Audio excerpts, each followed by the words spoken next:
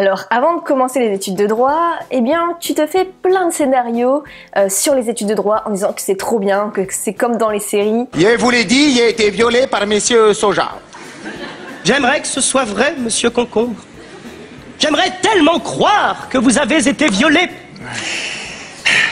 Mais comment faire confiance à un concombre? Et puis, tu fais ta première semaine de fac, et là, c'est le coup dur. Tu te rends compte qu'il faut juste être assis 6 heures par jour, à écouter un cours monotone, à apprendre chaque cours, chaque mot, chaque syllabe, chaque virgule. N'oublie pas de t'abonner si c'est pas encore fait, c'est une vidéo chaque dimanche. À tout de suite.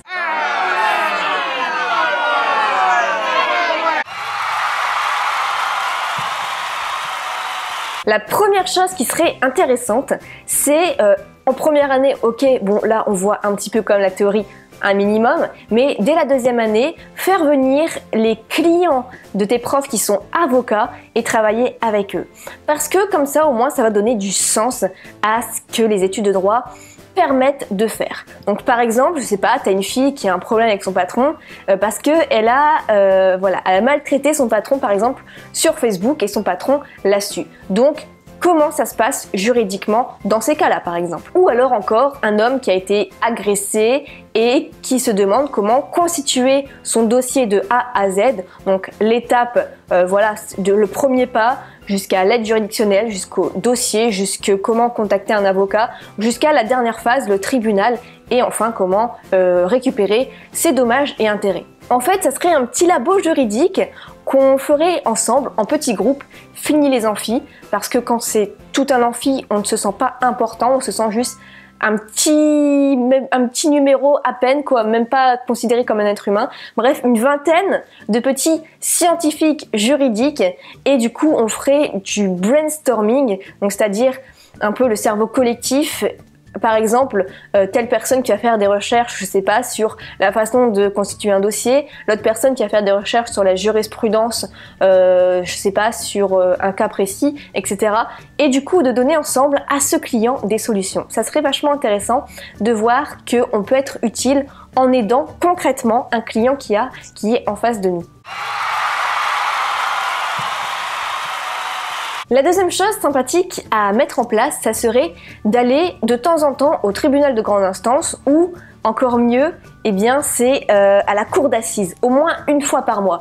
Pourquoi? Parce que voilà, ça aide à garder la motivation, ça donne du sens et aussi de voir qu'on veut défendre les grandes causes et enfin de croire en la justice parce que peut-être que des personnes qui sont déçues de la justice, qui sont dans l'entourage d'un étudiant en droit, versus un étudiant en droit qui va de temps en temps voir une décision de justice et de voir que la justice fait bien son travail, eh bien ça l'aiderait à croire en ses études de droit et croire qu'il va vraiment servir la justice à des causes qui sont vraiment nobles.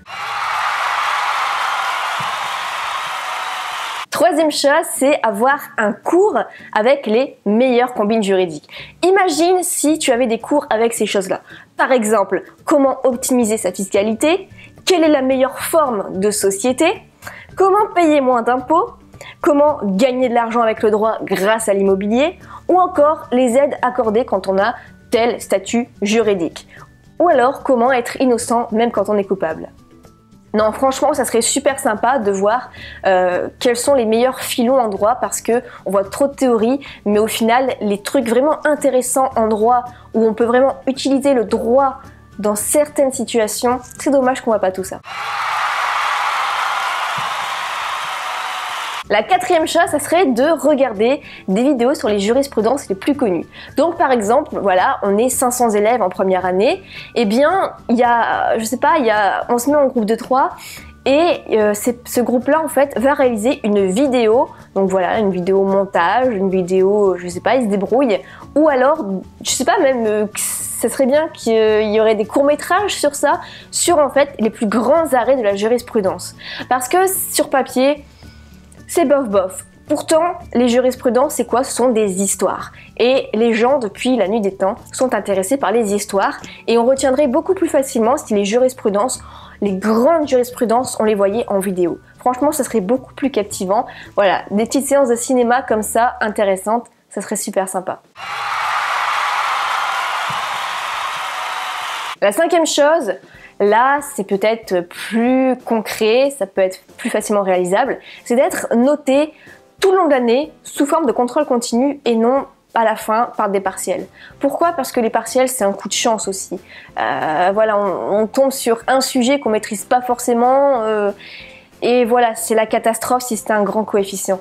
Tandis que si on bossait tout le long de l'année avec un contrôle continu, on voit à fond, à 100% chaque thème dans chaque matière, et bien là, je trouve que ça montrerait beaucoup plus facilement, beaucoup plus en cohérence le travail de l'étudiant et ça le motiverait davantage. Et du coup, ça ferait moins de stress, moins de pression et plus de passion.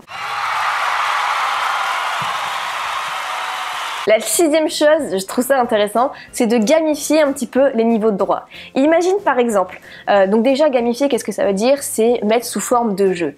Imagine au lieu de dire tout simplement que tu es en licence 1, en licence 2, etc. Voilà ce que je propose. Par exemple, les notes, c'est des points. Donc par exemple, voilà, si en première année tu parviens à 160 points, donc ça représente par exemple 16 sur 20, eh bien tu aurais ces points-là, tu peux les transformer en cadeaux. Donc ces cadeaux, par exemple, ça peut être tous les codes juridiques offerts, ça peut être un kit spécial juriste avec, je sais pas, moi, le kit complet de l'étudiant avec des logos de juriste, des trucs comme ça. Ça peut être encore des stages rémunérés, mais des stages, voilà, de dingue qui sont vraiment recherchés. Bref, des cadeaux comme ça, je trouve que ça motiverait. Et ça serait sympa, par exemple, je sais pas si t'es d'accord, mais le niveau 1, ça serait baby juriste. Mais baby juriste, eh bien, tu as le droit de réussir 3 fois, donc tu as 3 vies comme dans les jeux. Tu peux donc tripler ton niveau de baby juriste. La licence 2, ça serait juriste débutant. La licence 3, ça serait juriste junior. Le master 1, ça serait juriste confirmé. Et le master 2, ça serait juriste tout court. Voilà, je sais pas ce que t'en penses de tout ça, mais n'hésite pas à me le dire et mets-moi un petit pouce bleu si tu as aimé cette vidéo et n'hésite pas à me dire si tu as d'autres idées sur tes études de droit idéales, ça me ferait super plaisir, voilà, de s'imaginer un petit peu parce que le droit c'est super intéressant, mais c'est juste la façon d'en s'enseigner qui mériterait vraiment de rendre le tout plus vivant parce que le droit c'est quand même une matière très vivante, très concrète auquel on a affaire tous les jours. On se retrouve dans la vidéo dimanche prochain. Salut.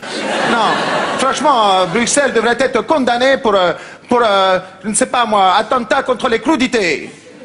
Vous savez, ce n'est peut-être pas un hasard si les concombres n'ont jamais été les chouchous de Bruxelles. Non.